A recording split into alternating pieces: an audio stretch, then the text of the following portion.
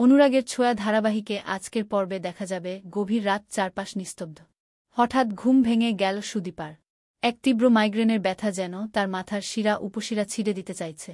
যন্ত্রণায় সে কপালে হাত রেখে বিছানায় ছটফট করতে লাগল। ব্যথা যখন অসহ্য হয়ে উঠল তখন সুদীপার মনে পড়ল তার বাবার কথা। তার বাবা থাকলে নিশ্চয়ই এই সময় পাশে থাকতেন, মাথায় হাত বুলিয়ে দিতেন। সে মনে মনে ভাবল, আজ যদি বাবা পাশে থাকত, আমার মাথাটা টিপে দিত। বাবাকে বড্ড মনে পড়ছে। যন্ত্রণা কমাতে সুদীপা কোনমতে বিছানা ছেড়ে উঠে টেবিলের কাছে গেল। প্রথমে আদিত্যের পাশে রাখা বোতল থেকে জল খেল, তারপর মাথা চেপে ধরে বসে নিল। তার এই ছটফটানি দেখে ঘুম ভেঙে গেল আদিত্যের। সে ধরফর করে উঠে বলল, একই সুদীপা, তুমি এভাবে এখানে বসে আছো কেন? কি হয়েছে তোমার?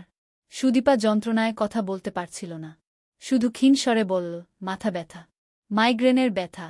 আদিত্য চিন্তিত হয়ে জিজ্ঞাসা করল, ওষুধ নেই তোমার কাছে? পিসির কাছেও কি নেই? সুদীপা জানাল তার কাছে ওষুধ নেই। তখন আদিত্য তার নিজের ওষুধের বাক্স থেকে মাইগ্রেনের ওষুধ বের করে সুদীপার দিকে এগিয়ে দিল। সুদীপা অবাক হয়ে জিজ্ঞেস করল, আপনার কাছে এই ওষুধ? আদিত্য সহজভাবে উত্তর দিল, হ্যাঁ, আমারও মাইগ্রেনের সমস্যা আছে। সুদীপা ওষুধটা হাতে নিতে যেতেই আদিত্য বলল, দাঁড়াও, আমি খাইয়ে দিচ্ছি। সুদীপা অস্বস্তি বোধ করে বলল, না, আমি একাই পারব। আদিত্য হেসে বলল, আমি জানি তুমি পারবে, তোমার দুটো হাত আছে। কিন্তু যদি আমি খাইয়ে দেই, তাতে কি তোমার খুব আপত্তি আছে? সুদীপা তার কথার অর্থ ঠিক বুঝতে পারল না, শুধু অপলক দৃষ্টিতে তাকিয়ে রইল। আদিত্য তখন আলতো করে তাকে ওষুধটা খাইয়ে দিল। ওষুধ খাওয়ার পরেও সুদীপার বাধা কমেনি। আদিত্য তখন চেয়ার টেনে তার পাশে বসল। এক মুহূর্ত দ্বিধা করে এসে সুদীপার মাথায় হাত বুলিয়ে দিতে শুরু করল। আদিত্য স্পর্শে সুদীপার চোখ বন্ধ করে ফেল। আদিত্য বলল, তোমার কষ্ট হচ্ছে বলে মাথায় হাত বুলিয়ে দিলাম, দেখবে খুব তাড়াতাড়ি ব্যথা সেরে যাবে। কিন্তু তুমি কেন আমায় পরমার সাথে কথা বলা নিয়ে অভিযোগ করলে? সুদীপা তখন তার বাবার গল্পটা বলে উঠল। ছোটবেলায় তার বাবা কিভাবে মাথায় হাত বুলিয়ে গল্প শোনাতেন, আর গল্প শুনতে শুনতে কখন যে ওষুধ খাইয়ে দিতেন সে টেরই পেত না। কথাগুলো বলতে গিয়ে সুদীপা আবেগে থমকে গেল। সে বুঝতে পারল আদিত্য তার বাবার মতোই তাকে সান্ত্বনা দেওয়ার চেষ্টা করছে। আদিত্য বলল, সুদীপা, তুমি আমার কাছে নিরাপদ।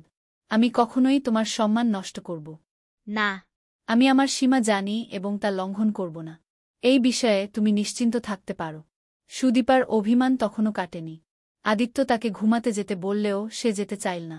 সে তার নিজের কমফোর্ট জোনের কথা বলে আদিত্যের থেকে দূরত্ব বজায় রাখতে চাইল। সে সোফা থেকে সব বালিশ আর কুশান এনে বিছানার মাঝখানে একটা লম্বা প্রাচীর তৈরি করল। আদিত্য হেসে বলল, আরে আরে, তুমি তো চীনের প্রাচীর বানিয়ে ফেললে। সুদীপা বলল, হ্যাঁ, এইটাই ঠিক আছে। দুজনে নিজেদের সীমানায় শুয়ে পড়ল।